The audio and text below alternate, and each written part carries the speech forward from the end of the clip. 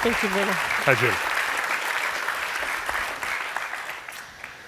Jill, I guess the first question is, how do you explain what you do when you meet somebody at a party? It's a good question. And I've been in this business a long time. So about 20 years ago when I started and said I was working in sovereign advisory, people assumed that I was advising the Queen. But I think today it's more in the popular discourse, particularly what's going on in Europe. And I think they understand more and more that governments take on financial advisors in difficult times. And even friends and family who have nothing to do with finance are now asking me about haircuts in Greece and the holdouts in Argentina. So it's definitely changing. Let's start with our definition, sovereign debt. What does it mean exactly? Sure, there are different categories of the debt. And the first part is the direct debt of the sovereign. So that's the treasury bills and bonds that a government contracts. There's also the debt that the government will guarantee. So it's corporations in its private sector, and the government has guaranteed that debt. Then there's also a broader definition of the public sector, so any state-owned corporation and its debt. And then lastly, not a direct debt of the country, but it's the contingent liabilities, which we saw in the recent crisis is very important, the too big to fail, those institutions in a country where a government will step in if they have problems. There are many people who do your job, but it seems to be kind of a growing field. It's true. Again, back in the day, there were very, very few teams who did this. And we all know each other, and we've worked on similar situations or the same cases on different sides of the table. But increasingly, there's a lot of technical assistance provided by the IMF and the World Bank and other multilateral institutions. Also, other governments will send technical assistance. There are a lot of economics professors out there giving advice, and as well as investment banks. They look at this as an interesting business, but we fundamentally give advice in a different way.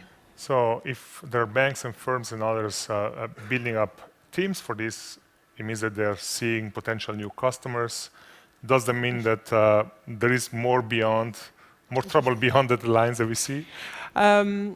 I think what's changing today is the nature of the governments getting into trouble. If we look back over the past decades, it's mainly been a problem of the emerging markets. So we had the Latin American debt crisis, the Asian debt crisis, the unsustainable debt levels in sub-Saharan Africa. But today, at least from the European perspective, I think we see the problem getting a little bit closer to home with problems in the Eurozone. So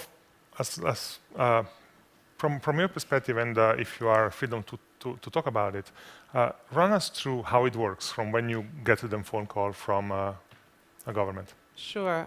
Usually we're working directly with the Ministry of Finance.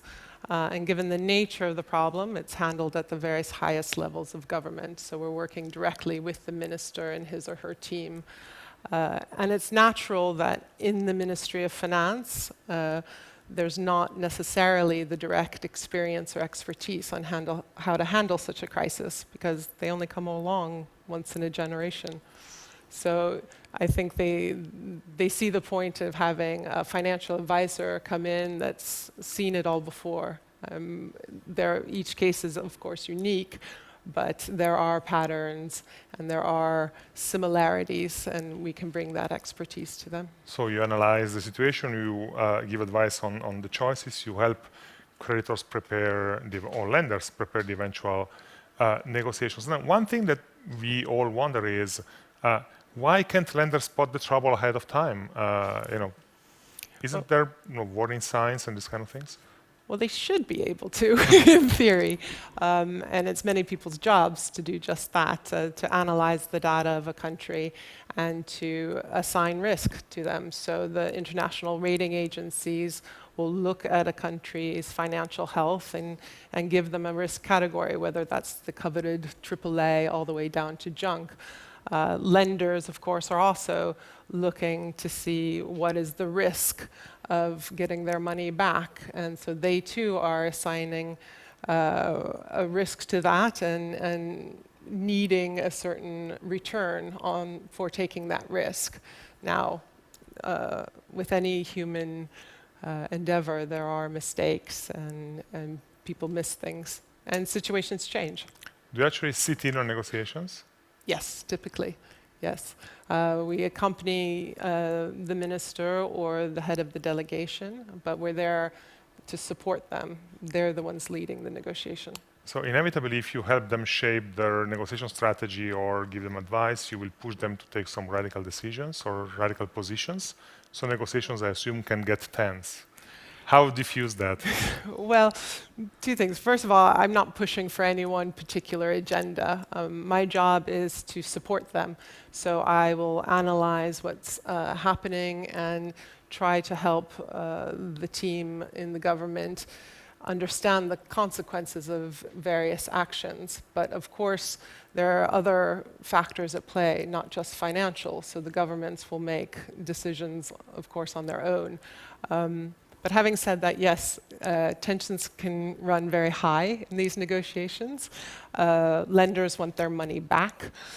Governments, particularly in crisis, want to protect their resources, and so tensions can become high.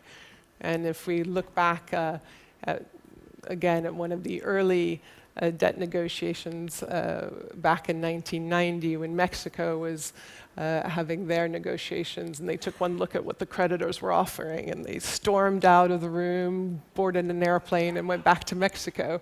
And it was great diplomacy on the US and other creditor countries to get them back to the table. And they got a better deal that they would have gotten otherwise, if I remember correctly. Well, so maybe storming out of the room is a good strategy sometimes. It's a risky strategy, okay. but sometimes it can pay off. I'm sure every case is different, as you said, but are there patterns on how governments run into trouble?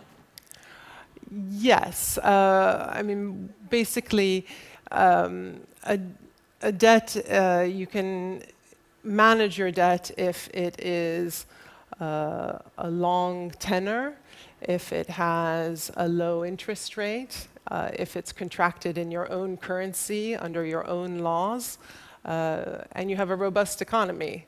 Usually then things can go along, you can sustain your debt.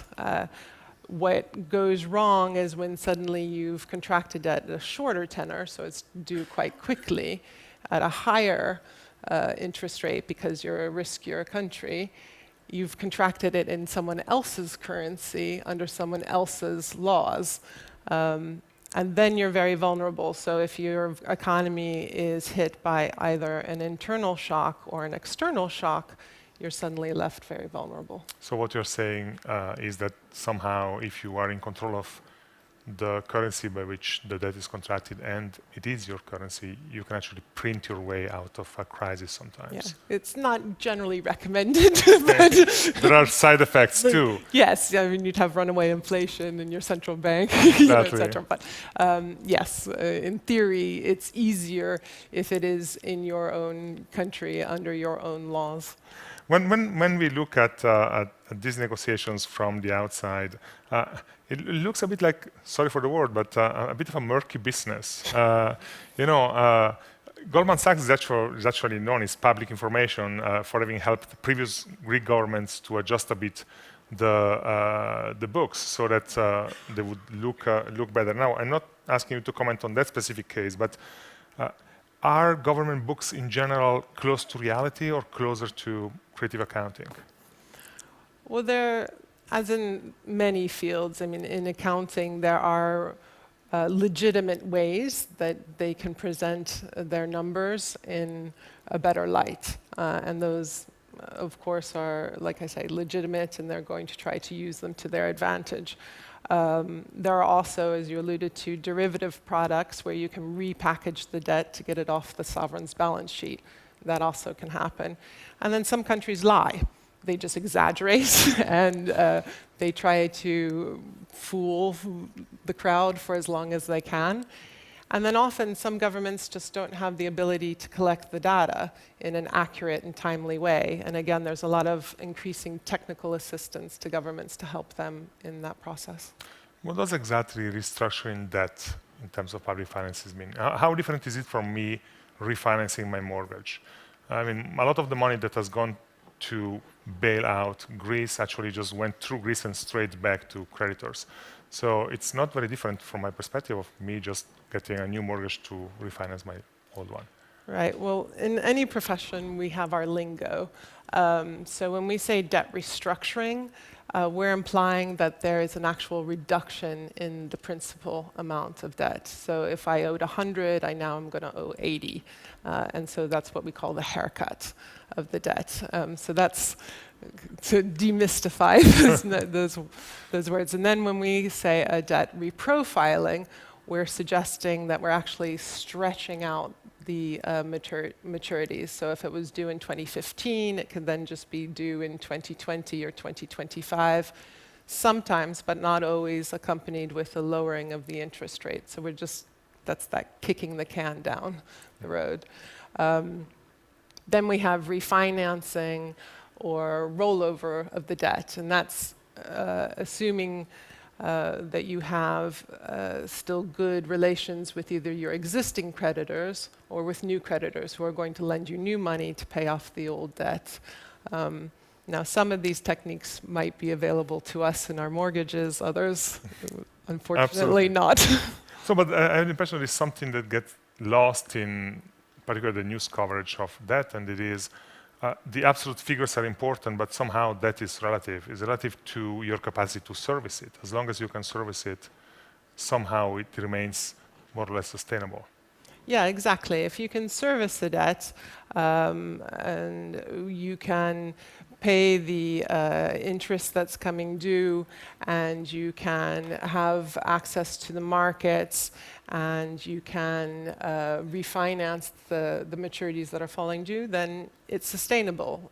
It only becomes a problem, as we said, when you're facing kind of imminent default and your options are limited. Because it's in the news, what's your assessment? How sustainable is the Greek debt now? It's a good question. If we take that yardstick, it's sustainable right now in the sense they're not facing imminent default. If we look back at 2010 and 2011, their options when they were in the Eurozone and they wanted to stay in the Eurozone. And at that time, the other countries of the Eurozone thought that a default or restructuring of the debt was going to be